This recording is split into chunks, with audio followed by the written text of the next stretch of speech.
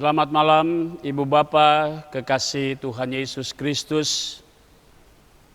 Dalam ibadah hari Rabu malam hari ini bersama-sama kita patut mengucap syukur karena Tuhan sudah memelihara kita dan kita telah memasuki hari yang pertama di bulan Juli ini. Mari kita persiapkan Alkitab kita. Kita membuka Alkitab dari Mazmur 141 ayatnya yang pertama sampai dengan yang ke-10. Mari kita tunduk sejenak dan kita satu hati mohon bimbingan Roh Kudus. Kita berdoa. Bapa di surga, kami mengucap syukur dan terima kasih kepadamu. Engkau sudah memelihara perjalanan hidup kami. Kini kami memasuki bulan Juli. Kami bersyukur karena Tuhan tetap memelihara kami. Dan dalam keadaan sukacita kami malam ini, dalam ibadah Rabu, kami pun akan mendengar kembali firman Tuhan. Biarlah Roh Kudus-Mu Engkau curahkan kepada kami semua di hati dan pikiran kami, kepada seluruh warga jemaat yang mendengar dan menyaksikan siaran ini. Roh Tuhan yang memampukan kami semua untuk dapat memahami dan mengerti firman Tuhan. Sehingga kami juga jadikan firman-Mu sebagai pedoman hidup kami, memasuki hari-hari kami ke depan dengan kekuatan dari Roh Tuhan, dan kami dimampukan untuk menjadi pelaku-pelaku firman-Mu. Karena itu ya Tuhan, bersabdalah kepada kami semua, kami siap untuk mendengarkan firman Tuhan. Demi nama Yesus Kristus, firman yang hidup, kami berdoa. Amin. Saudara-saudara, pembacaan kita dari kitab Mazmur 141 ayatnya yang pertama sampai dengan yang ke-10 yang demikian. Ya Tuhan, aku berseru kepadamu, datanglah segera kepadaku. Berilah telinga kepada suaraku waktu aku berseru kepadamu.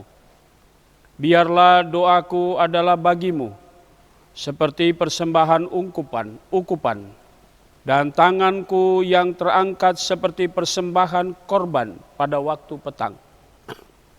Awasilah mulutku, ya Tuhan, berjagalah pada pintu bibirku.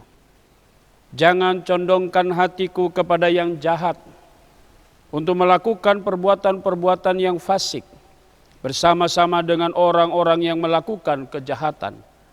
Dan jangan aku mengecap sedap-sedapan mereka. Biarlah orang benar memalu dan menghukum aku. Itulah kasih. Tetapi janganlah minyak orang fasik menghiasi kepalaku. Sungguh aku terus berdoa menentang kejahatan-kejahatan mereka. Apabila mereka diserahkan kepada hakim-hakimnya, maka mereka akan mendengar bahwa perkataan-perkataanku menyenangkan. Seperti batu yang dibelah dan dihancurkan di tanah, demikianlah akan berhamburan tulang-tulang mereka di mulut dunia orang mati. Tetapi kepadamulah ya Allah, Tuhanku, mataku tertuju. Kepadamulah aku berlindung, jangan campakkan aku. Lindungilah aku terhadap katupan jerat yang mereka pasang terhadap aku. Dan dari perangkap orang-orang yang melakukan kejahatan. Orang-orang fasik akan jatuh serentak ke dalam jalan mereka, tetapi aku melangkah lalu. Demikian firman Tuhan, yang berbahagia mereka yang mau mendengar firman Allah dan yang melakukannya. Terpujilah Tuhan kita Yesus Kristus. Haleluya.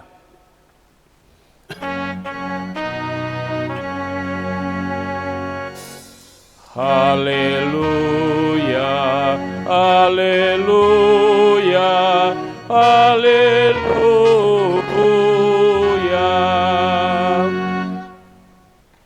Jemaat yang Tuhan Yesus kasihi, yang menyaksikan siaran ini, selamat malam dan shalom. Saudara-saudara,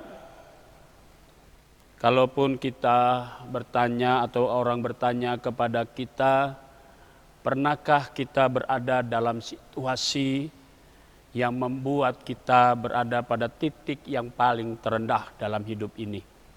Kecemasan, ketakutan, kekhawatiran. Tentu kita semua akan menjawab bahwa kita pernah mengalami itu. Saudara dan saya sebagai manusia yang menjalani hidup ini, tentu kita semua pernah kecewa. Kita semua pernah berada dalam ketertekanan hidup. Kita semua pernah berada dalam satu kekhawatiran. Apa yang akan terjadi pada hidup kita di kemudian hari dan seterusnya. Terlebih kalau kita kembali melihat ke belakang saat-saat yang namanya pandemi COVID-19. Apa yang kita rasakan? Saudara dan saya berada pada titik di mana kita khawatir.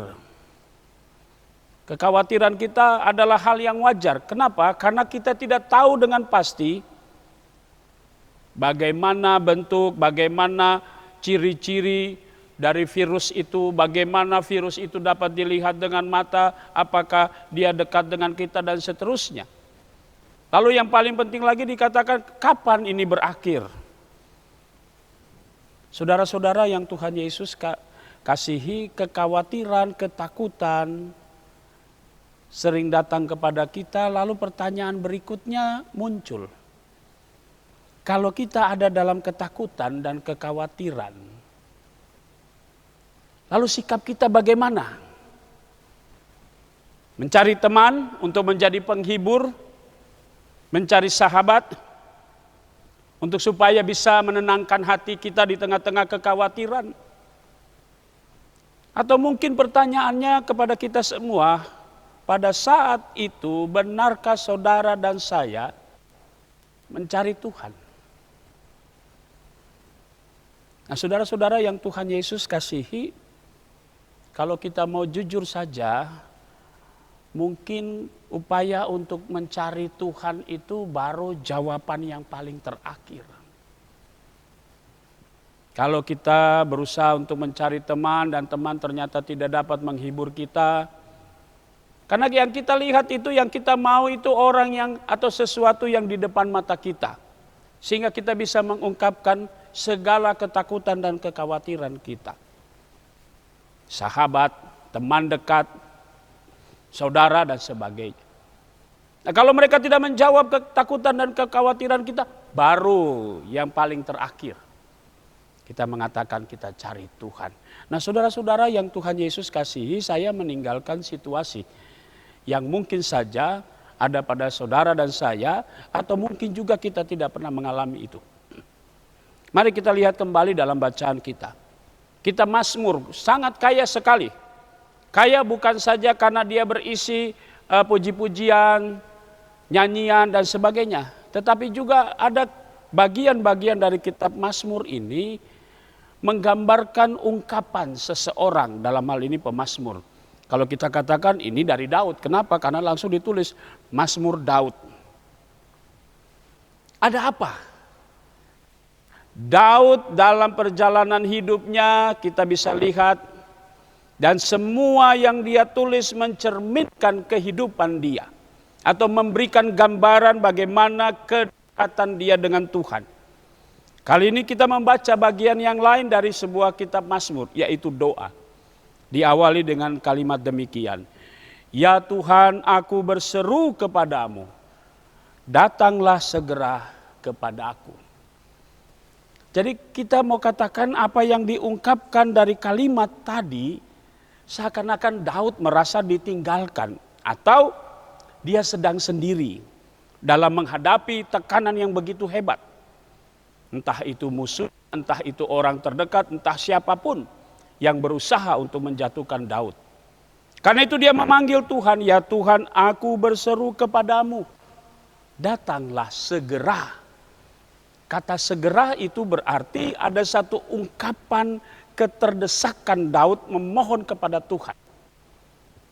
Segera, mari Tuhan, cepat datang. Gitu kalau kita membahasakan sehari-hari. Nah, saudara-saudara, Kalimat-kalimat berikutnya kita bisa membaca dan melihat di sana. Ya, ayat dibagi dalam 3 bagian. Ayat 1 sampai 4, kemudian ayat 5 sampai 7 dan ayat 8 di bagian terakhir sampai ayat 10. Jadi saudara-saudara, dalam kondisi yang seperti itu, Daud ingin mengajak kita semua bagaimana cara dia menyelesaikan pergumulan yang sedang dia hadapi. Yaitu dia datang cari Tuhan. Karena itu di dalam doanya dia katakan, "Ya Tuhan, aku berseru kepadamu, datanglah segera." Apakah langsung terjawab semua pergumulan Daud? Minimal. Dia bisa mengungkapkan segala keluhan dan persoalan yang dia hadapi. Saudara-saudara, kalau kita mau lihat secara psikologi, ketika orang itu sedang dalam tekanan, dan dia ungkapkan semua yang dia sedang rasakan di hadapan Tuhan, orang itu akan merasa bahwa dia sudah terlepas dari beban yang berat.